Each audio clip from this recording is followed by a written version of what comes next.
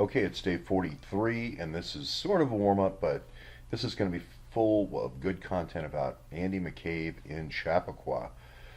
Yesterday, the soccer balls thing really came out.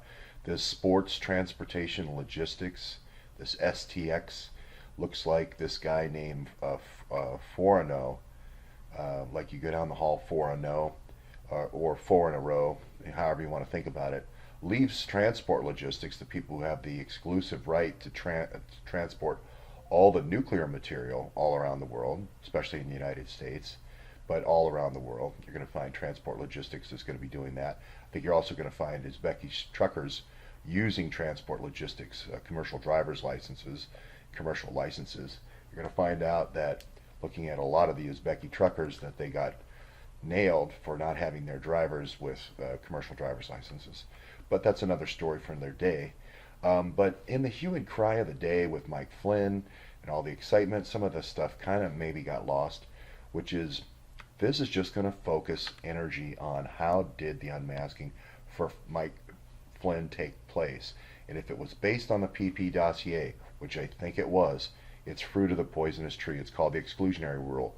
If I break your Fourth Amendment, Fifth Amendment, or Sixth Amendment to get the information, fourth being illegal search, fifth being, violated your right to speedy trial, or let's say I coerced you or your son, which could have happened, or the sixth, which I forget right now. I won't. Yeah, that's a good memory teaser for the morning. What's the Sixth Amendment? I thought it was. Well, I want to say speedy trial, but I'm not. I'm not sure. I can't remember. That's probably the Fifth Amendment. But anyway, here's the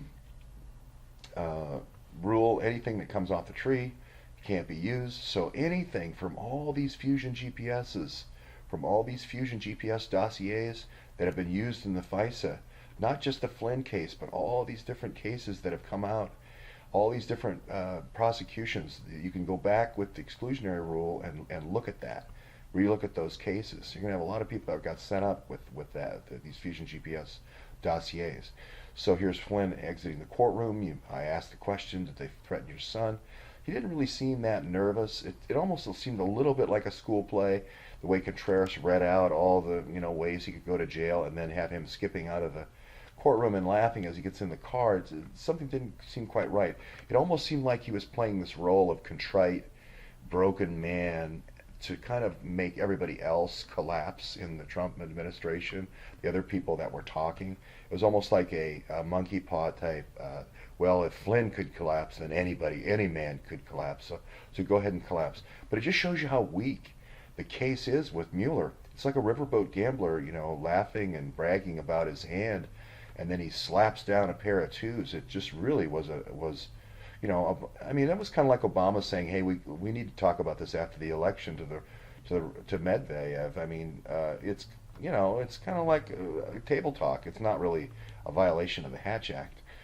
This goes a little bit more into the fruit of the poisonous tree, and then toward the end of the day, sometimes these things get lost, but some really good stuff came out at the end of the day, which the Larry Klayman lawsuit, which is coming up, and the Office of Special Counsel, which is Bob Mueller, is in charge of prosecuting the Hatch Act. So not a lot of people know that, so I thought, hey, I'll bring that forward. And now they can say, now Bob Mueller can respond to the Klayman lawsuit. This is why lawsuits drive the news. People don't accept that yet, but I'm going to show this over and over where it's really there's an underlying lawsuit that's driving why people are doing these things. But if you now bring in Flynn at the end of the week, you could say, hey, we were, we brought in Flynn. We were doing the Hatch Act. What are you talking about? We're not doing the Hatch Act. The Office of Special Counsel should mainly be doing these kind of violations. This is a post from a postal site from the USPS talking about, hey, you can't, say, hey, I'll get you priority delivery or whatever. You can't negotiate with your postman to do special favors for you. Of course, that's, kind of thing. But then I go to NNSA. And everybody knows. It used to be nobody knew what NSA was. Now most people don't know what an NNSA is. This is the National Nuclear Security Agency, right? And I actually go there, and a lot of this gets lost a lot of times. People watch the first couple of videos, but then don't see all of the videos. But there it is. Okay, it's day 42. I think this is And then the other thing I mentioned at the end of this, just as a tail end, is Andrew McCabe has this house. He's found in 1998 in Chappaqua. He's living there for a certain amount of time, which I believe he's setting up the server. It's not these other people that set up the server. It's the FBI setting up the server. These dossiers go back to 1998 with Andrew McCabe. You're going to see that as true over time. People don't quite accept that yet. But here's property that Andrew McCabe bought, which is this 135 Castle Road. Now, Andrew McCabe is there, living at 135 Castle Road, way back in 1998, and now he just bought this residence there, okay? So I'll show you where that is in relation to Hillary's house oops, sorry about that. Hillary's house over here on 135. There's 135 Castle Road, and down the ways a little bit. And I've been to Chappaqua, and I've been to Hillary's house way back 2003-ish time frame for another kind of citizen type investigation. Anyway, they're very nice houses down here. And as you get over here, it's a little bit more cut off, right? And this, this house is between the road and the old Lane house. And then what you typically do is you put in, if you're FBI, you put in these cutouts along the way, so that you can load up agents here, from, like whatever. You typically have a couple of front businesses here, so that you have a team of agents that you've always got. You can cut people off this road.